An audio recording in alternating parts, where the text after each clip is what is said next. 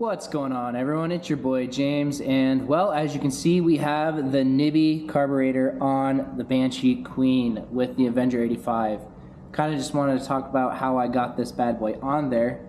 I think the big money ticket item for me was actually taking a mini bike manifold that you would typically use, again, on a Predator engine or something like that, and what I did was I took a hacksaw and I ended up cutting off this side, the side that would mount to that kind of a motor, and worked out super well. As you can see, it's mounted up super clean, super nice.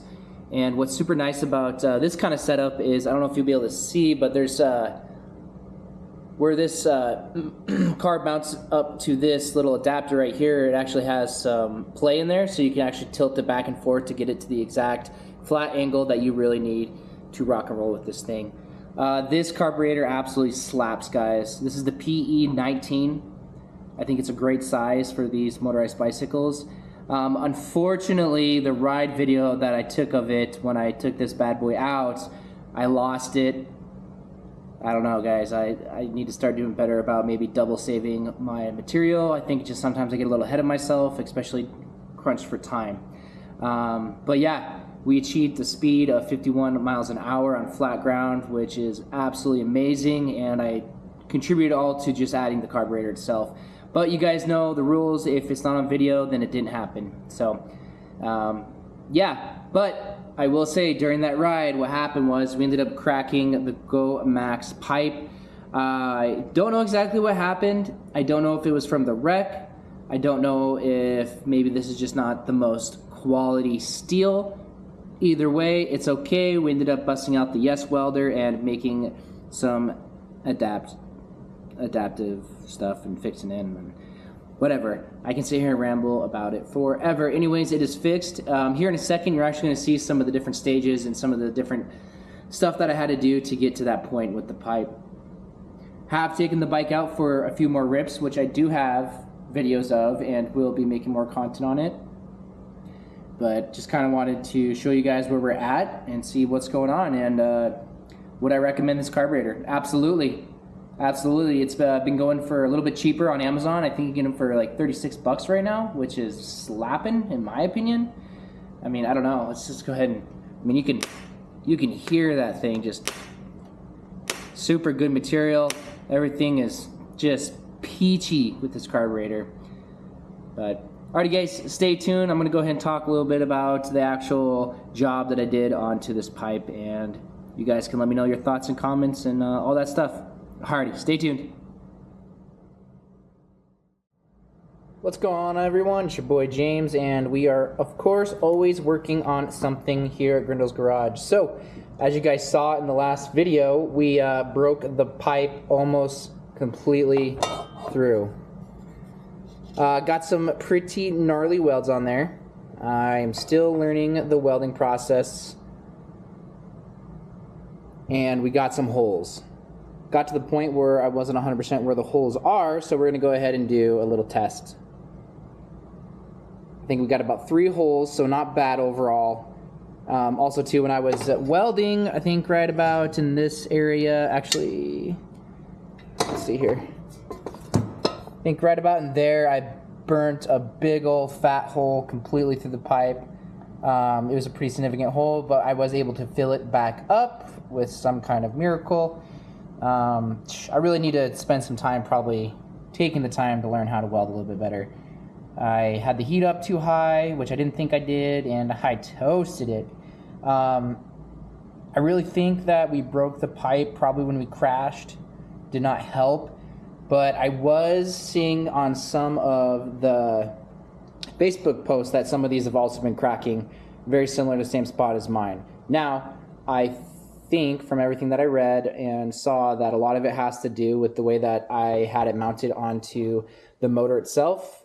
If you guys saw, I had like a little piece of aluminum that kind of went up to here, and then think about this completely reversed. Don't think about this reversed, think about this as normal. I bent this a few times to kind of get it out of the way. Anyways, basically what is going on, I believe, is you want your pipe to be completely mounted onto the engine itself. So as the engine itself is basically thumping back and forth, up and down, side to side, all that stuff, you want your pipe to be very sturdily mounted so it can actually match the vibration, and then that should really help with your header for not breaking. I don't know if there's some truth to that. I think I saw one of the guys from Small Performance actually say something like that. So we're going to take our time. We're going to build this completely right.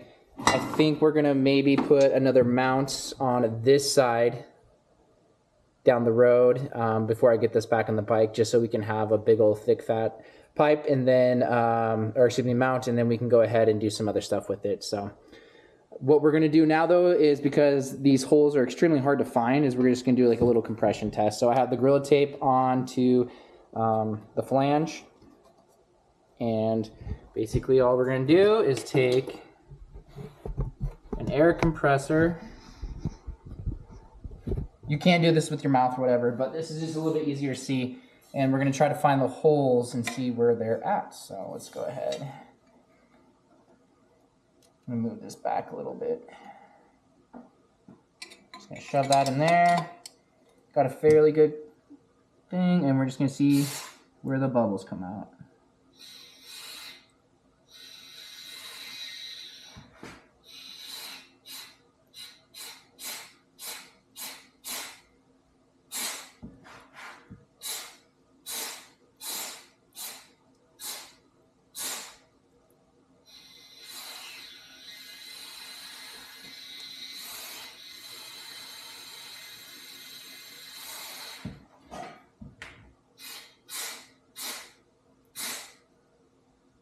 All right, I'm gonna bring you guys down this way so you can take a little look-see. Hopefully you can see it through there. Hopefully you can see through the lens. Not 100% sure what you guys will be able to see and not see. Stick this back in there. I just been giving it a couple bursts, and you can see where those bubbles are coming out. Specifically, I got 2 holes. I got 1, 2, 3.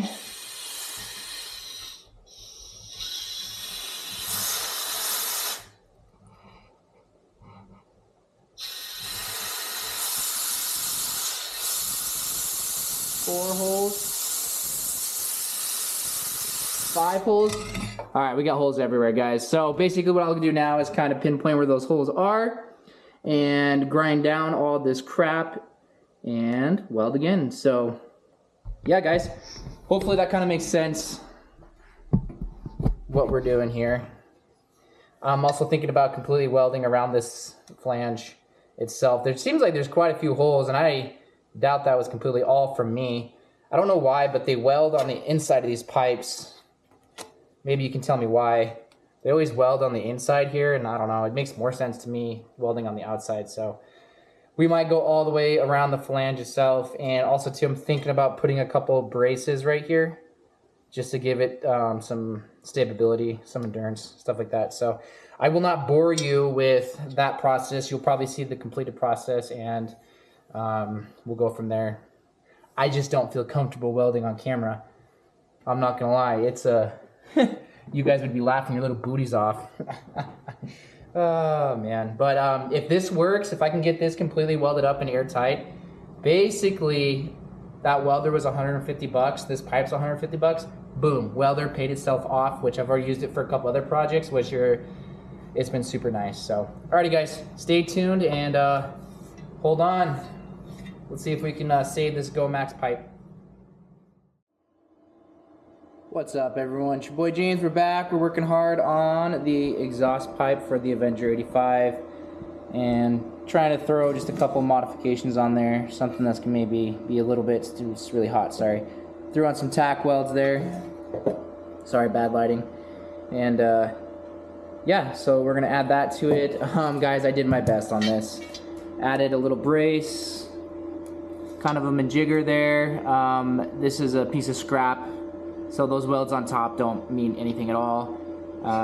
Don't mind the really, really bad welds over this way and all the JB weld.